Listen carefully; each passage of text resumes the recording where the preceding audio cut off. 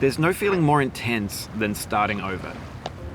If you deleted your homework the day before it was due, as I have, or if you left your wallet at home and you have to go back after spending an hour in the commute. If you won some money at the casino and then put all your winnings on red but it came up black. If you got your best shirt dry cleaned before a wedding and then immediately dropped food on it.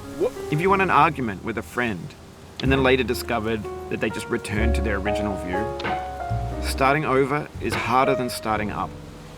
If you're not ready for that, like if you've already had a bad day, then what you're about to go through might be too much. Feel free to go away and come back. I'll be here. Alright, thanks for coming with me on this trip. I'll understand if you have to take a break at any point. Just find a safe place to stop and quit the game. And don't worry, I'll save your progress, always, even your mistakes.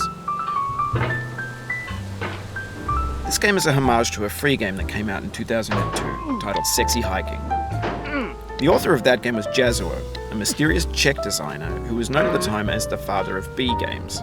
And B games are rough assemblages of found objects. Designers slap them together very quickly and freely, and they're often too rough and unfriendly to gain much of a following. They're built more for the joy of building them than as polished products. In a certain way, Sexy Hiking is the perfect embodiment of a B game.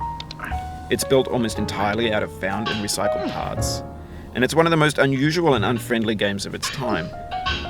In it, your task is simply to drag yourself up a mountain with a hammer. And that act of climbing, in the digital world or in real life, has certain essential properties that give the game its flavor. No amount of forward progress is guaranteed. Some cliffs are too sheer or too slippery. And the player is constantly, unremittingly in danger of falling and losing everything. Anyway, when you start Sexy Hiking, you're standing next to this dead tree that blocks the way to the entire rest of the game. It might take you an hour to get over that tree, and a lot of people never got past it.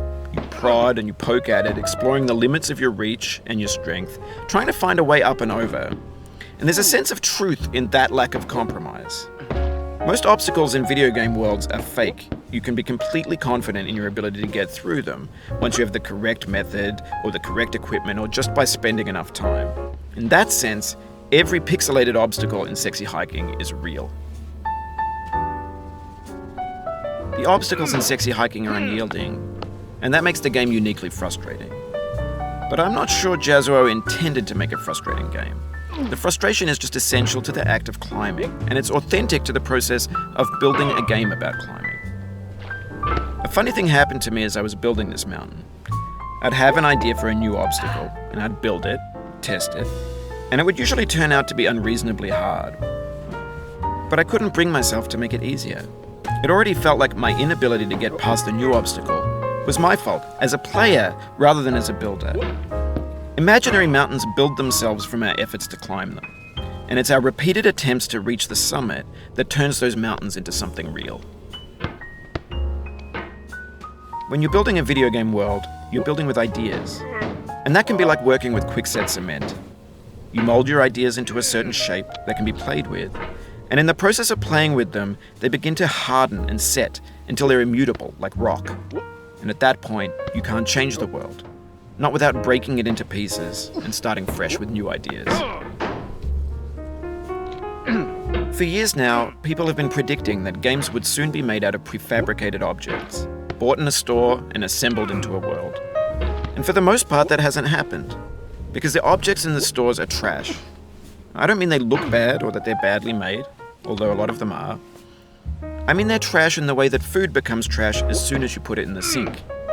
Things are made to be consumed and used in a certain context, and once the moment is gone, they transform into garbage. In the context of technology, those moments pass by in seconds. Over time, we've poured more and more refuse into this vast digital landfill that we call the internet. It now vastly outnumbers and outweighs the things that are fresh and untainted and unused. When everything around us is cultural trash, trash becomes the new medium, the lingua franca of the digital age. And you can build culture out of trash. But only trash culture. B games, B movies, B music, B philosophy. Maybe this is what digital culture is.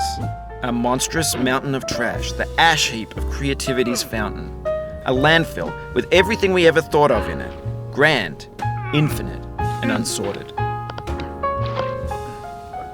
There's 3D models of breakfast, Gen X's fanfic novels, scan magazines, green screen Shia LaBeouf, banned snuff scenes on LiveLeak. Facebook's got lifelike bots with unbranded adverts and candid shots of Kanye and Taylor Swift mashups, car crash epic failed GIFs, Russian dashcam vids, discussions of McRibs, discarded, forgotten, unrecycled, muddled, rotten, untitled. Everything's fresh for about 6 seconds, until some newer thing beckons, and we hit refresh. And there's years of persevering, disappearing into the pile, out of style, out of sight. In this context, it's tempting to make friendly content that's gentle, that lets you churn through it but not earn it. Why make something demanding if it just gets piled up in the landfill, filed in with the bland things?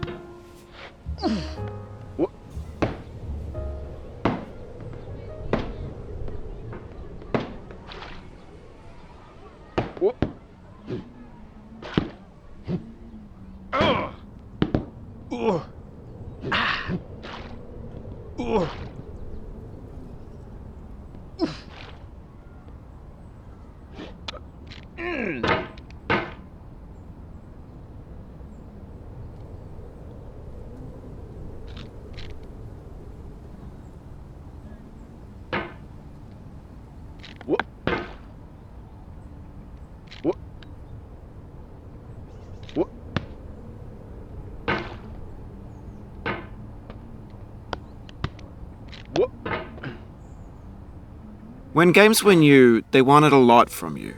Daunting you, taunting you, resetting and delaying you. Players played stoically. Now everyone's turned off by that. They want to burn through it quickly, a quick fix for the fickle, some tricks for the clicks of the feckless. But that's not you, you're an acrobat. You could swallow a baseball bat.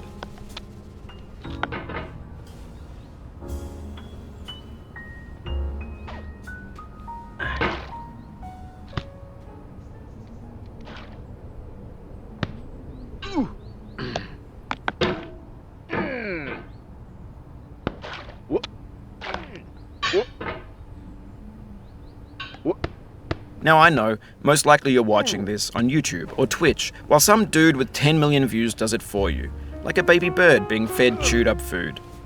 That's culture too.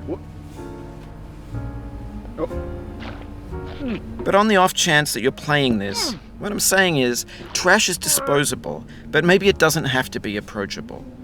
What's the feeling like? Are you stressed? I guess you don't hate it if you got this far. Feeling frustrated? It's underrated.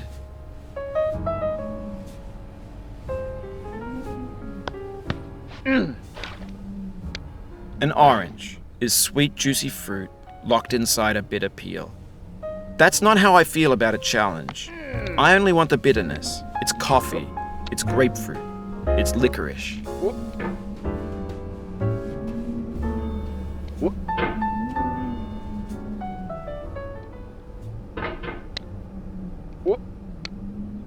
Oh, you just lost a lot of progress.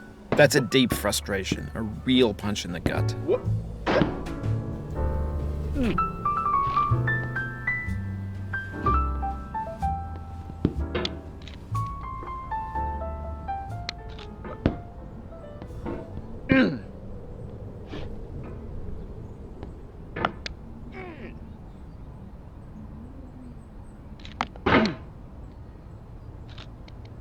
Oof, sorry about that.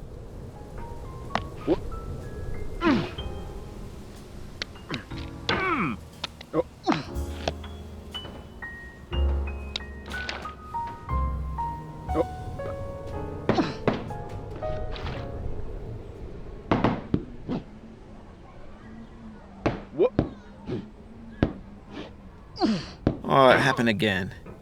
Keep on trying. Don't let it get to you.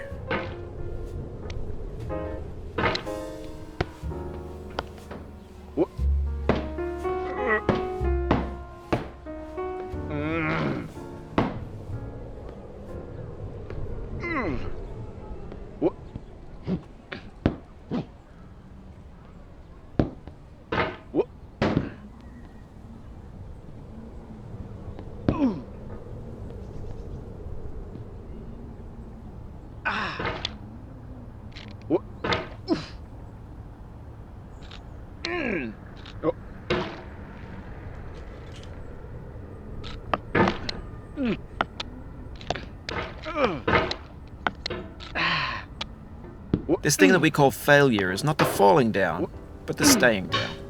Mary Pickford.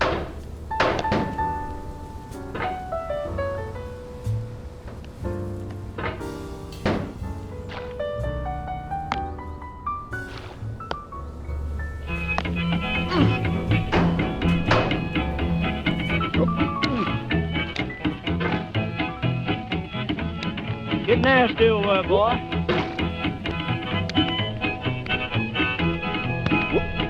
Going down